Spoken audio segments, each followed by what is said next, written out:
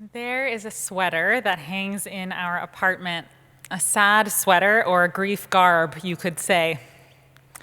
The sweater belonged to my grandfather, who I loved deeply.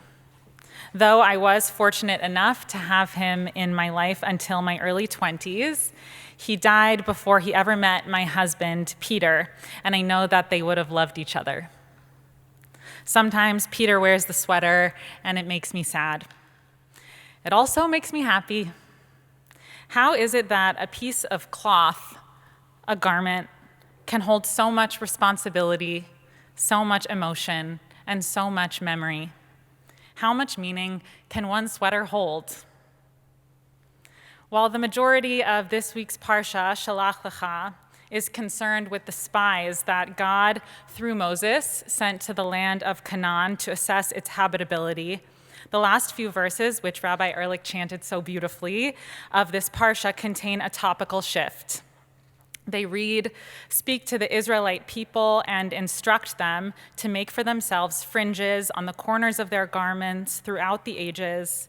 Let them attach a cord of blue to the fringe at each corner. That shall be your fringe. Look at it and recall all the commandments of Adonai and observe them, so that you do not follow your heart and your eyes in lustful urge. Thus you shall be reminded to observe all my commandments and to be holy to your God." In other words, God says, wear a tallit with fringe and a special blue cord. When you wear it, remember me and remember what I told you. Wearing it will keep you from veering down the wrong path. When you wear it, I hope that you'll be reminded of me. Now, I in no way hope to compare Irv Levin, Alav Hashalom, my beloved grandfather, to God or vice versa, but there is power in this idea that when we put on the tallit, we are reminded of our identity as Jews. When we put on the sweater of a deceased loved one, we remember their impact. When we look down at our left hand, we remember that we are committed to another person for life. Items that without our unfailing capacity for human attachment might mean very little, but coupled with who we are, who they were, who he is, to us and to me, they become meaningful beyond measure. A sweater can contain memory and goodness. A recipe can be followed and repeated at designated times like Jewish law. A silly song you sang as a child can become Avinu Malkeinu. Items, and whether they are holy or not, is clearly defined in our tradition. But what about all of the in-between things? What then of the tiny blessings our stuff brings us, layered in memory, in hope, and in life? The items that we cherish outside of the synagogue can also be holy, can remind us of who we are, and can even draw out similarities or reframe experiences that we have in Jewish community and ritual.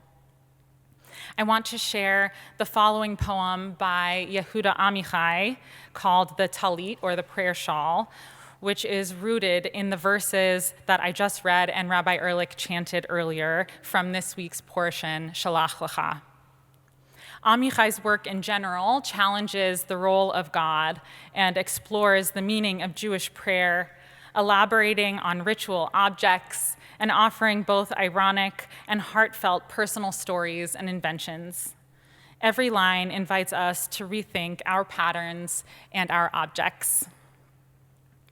Whoever wraps in a tallit in their youth will never forget taking it out of the soft velvet bag, opening the folded tallit, spreading it out, kissing the length of the neckband, some neckbands embroidered, others trimmed in gold.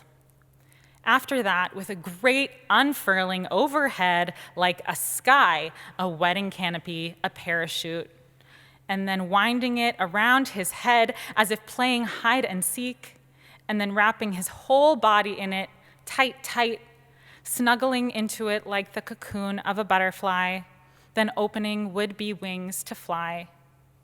And why is the tallit striped and not checkered black and white like a chessboard? Because squares are finite and hopeless. Stripes come from endlessness and go to endlessness, like runways in an airport where angels land and take off. Whoever wraps in a tallit will never forget when he gets out of the swimming pool or the sea. He wraps himself in a large towel, spreads it out again over his head, and again snuggles into it tight, and still shivering a little, he laughs and blesses. At B'nai Mitzvah, a child takes on the responsibility of following the commandments or adhering to their values. This is customarily symbolized by wearing a tallit for the first time. The first section of the poem is instructional and describes how to wear a tallit.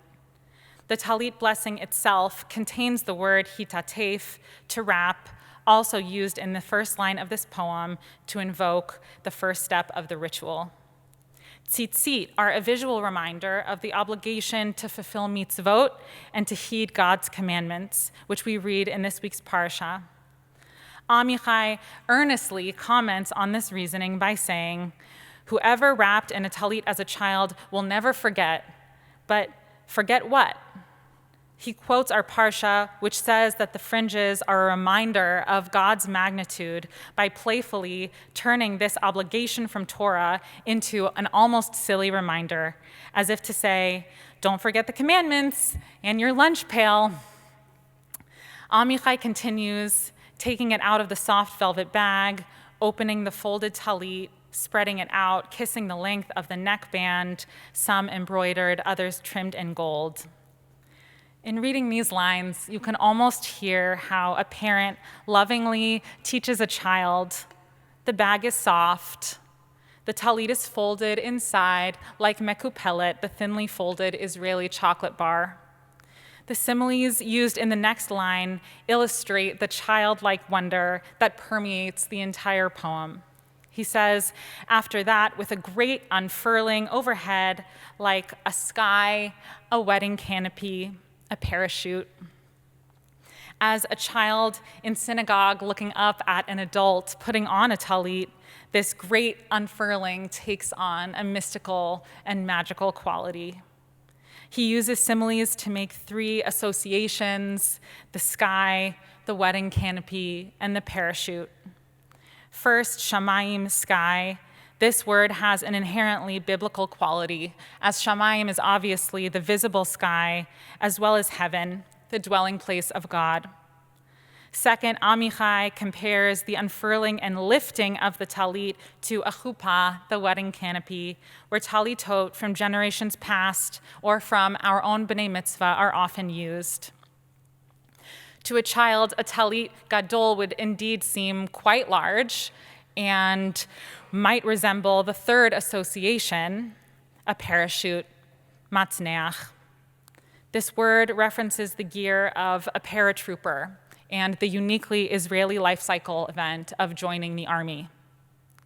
These three images, sky, chuppah, parachute, represent the accepted, the familiar, and the disparate. In placing the three together, Amichai defamiliarizes this holy object. These similes are layered, both childlike and twinged with the sadness attached to aging. He reorients back to the narrative of the child by continuing to describe the tallit choreography in a naive way, invoking childhood play and fascination with the developmental transformation of caterpillars into butterflies, like that of children into adults. It reads, and then winding it around his head as if playing hide and seek, wrapping his whole body in it tight, snuggling into it like the cocoon of a butterfly, then opening would-be wings to fly. For Amichai, the feeling of wrapping in a tallit elicits the comfort experienced when wrapped in a blanket, repeating tsmuda, tight, words that a parent might whisper to their child who is cold. As the wearer tosses the sides of the tallit over their shoulders, their arms extend in a flapping motion as if flying. Amichai thus compares a butterfly emerging from a cocoon to this part of the ritual. At the same time, he expresses the confinement that he felt in the community of his childhood and his need to break free of that in order to become himself and to fly away. His use of the word knafayim holds multiple meanings. On the most basic level, knafayim are wings, as in wings of a butterfly.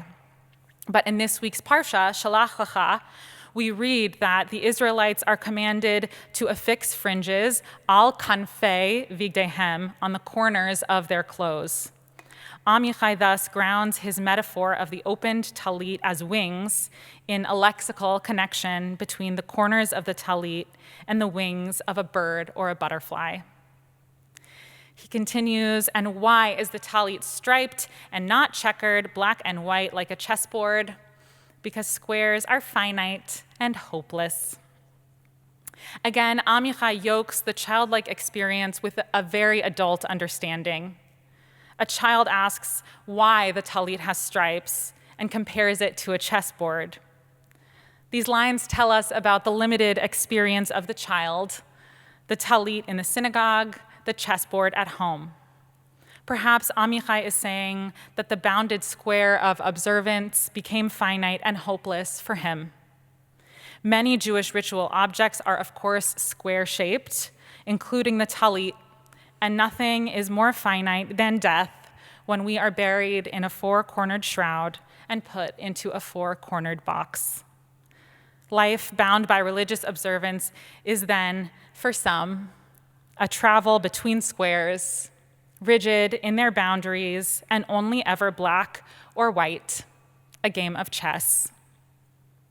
Moving to the end of the poem, whoever wraps in a tallit will never forget when he gets out of the swimming pool or the sea.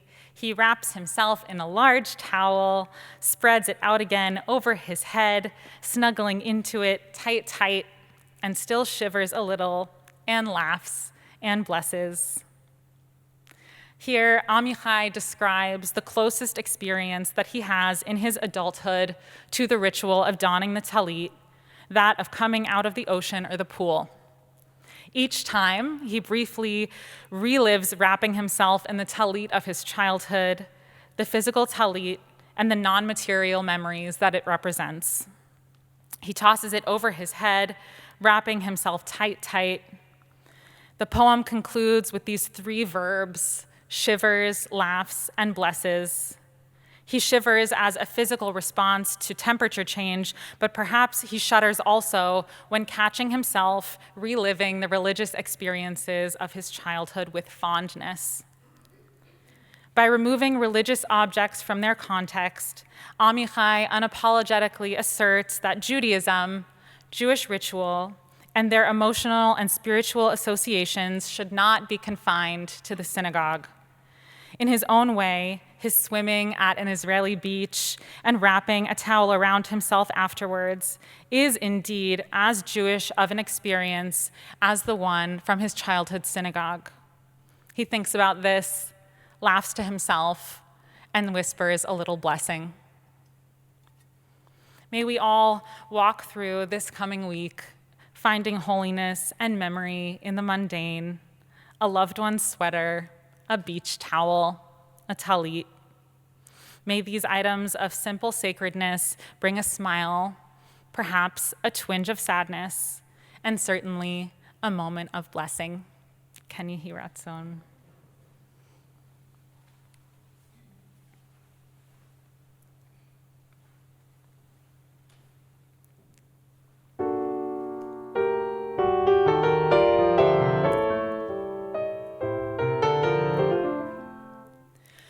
Whoever put on a tallit as a youngster will never forget taking it out of the soft velvet bag, opening the folded shawl, spreading it out, kissing the neckband, embroidered or trimmed in gold. Then swinging it in a great swoop overhead, like the heavens, like a chuppah,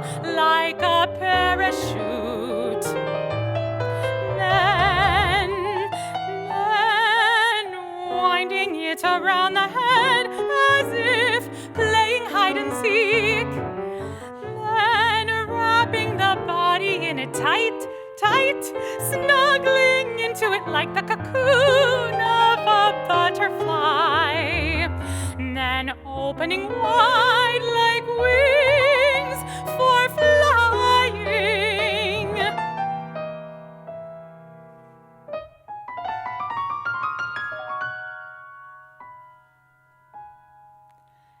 And why does a tallit have stripes and not black and white squares like a chessboard?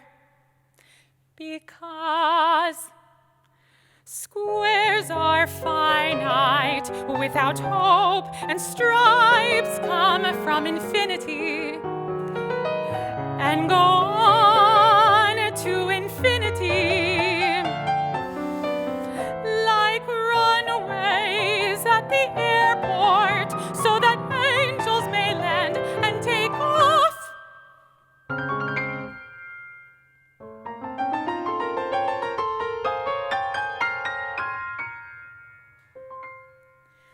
Whoever put on a tallit will never forget coming out of a swimming pool or the sea and being wrapped in a large towel, spreading it out again over the head and snuggling into it tight, tight, still shivering a little and laughing. And blessed